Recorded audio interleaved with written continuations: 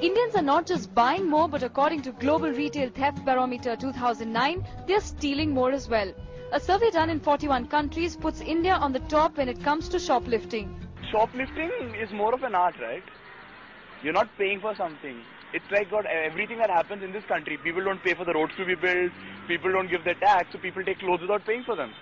It's a system we follow here. I think that our cities have the dubious distinction of being the dirtiest cities in the world. There's no doubt about it. But if there's a Nobel Prize for dirt and filth, India will win it hands down. There's no competition for that.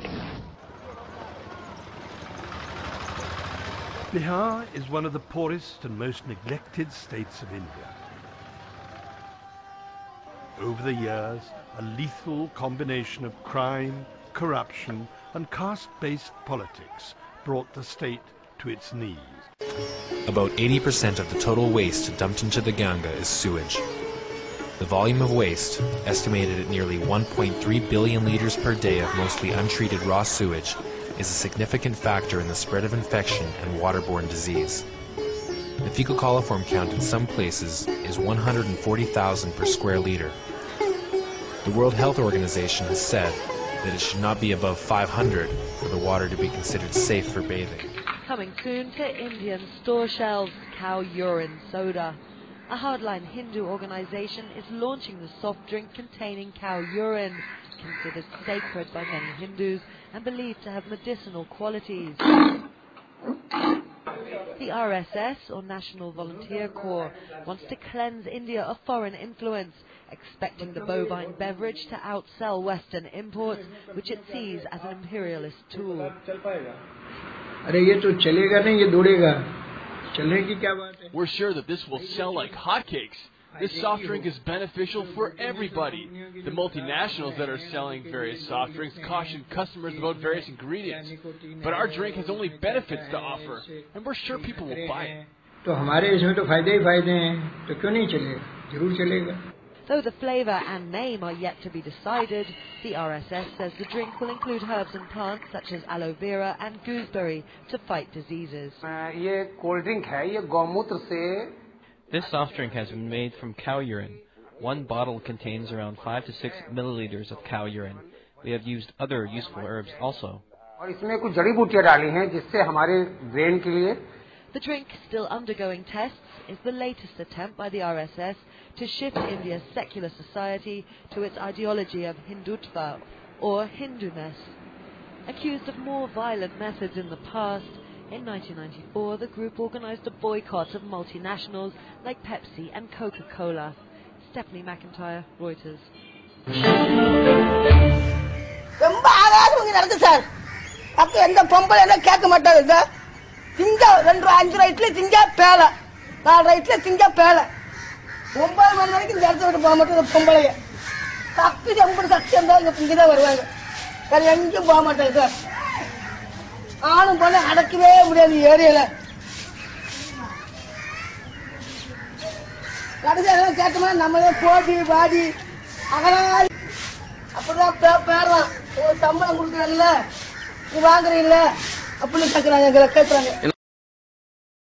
Within a week of the Delhi High Court negating the ban on homosexuals, lesbians and gay sex vis-a-vis Section 377 of the Indian Penal Code, the city of Chandigarh in North India witnessed two gay couples tying the wedding knots on Tuesday. As for the gay couples who tied the nuptial knots, they admitted of being happy since now onwards they could stay together without the people or police harassing them for their odd sexual orientations.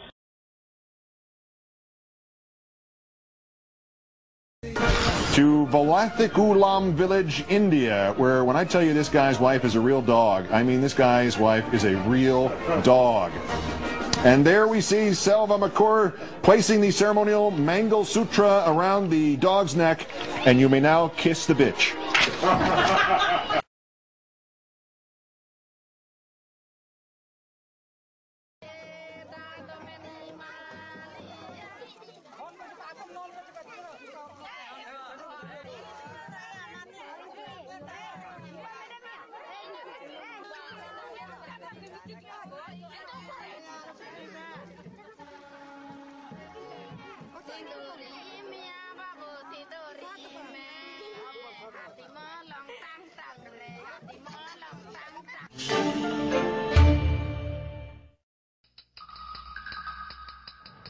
heading into this area of a lot of bush and thick vegetation, which is where a lot of male commercial sex workers and their clients can be found.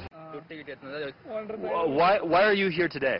What? Yeah, why are you here today? To make sex. We've been warned that this is not only a sex spot, but it's a spot. So, I'm on poop watch here. When rainy season, we go for the sex there. And summer season, we go for sex this side. Oral sex. Oral sex. We make oral sex here only. Oh, so this area is oral sex only? Oral sex area. Okay. And over there is? That is all sex. All sex. Where's the condom? Do you see a condom? A lot of condoms. There's a lot of condoms here. So it's a lot of condoms. It's not entirely sanitary. We are making sex with condoms only on oral and on both. For both sex, we are using condoms only. Okay?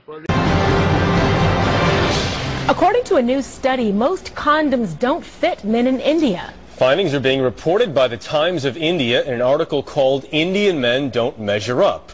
Poor fit contributes to a higher failure rate, which experts say is a major problem in India. The number of HIV infections has been skyrocketing there.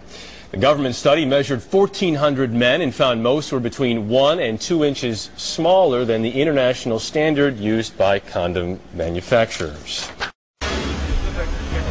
New Delhi, India. The nation's representatives have gathered to debate a highly sensitive civil rights issue. The House leader enters and calls the meeting to order. Suddenly, members of the minority party rush the bench, triggering a violent free-for-all on the assembly floor.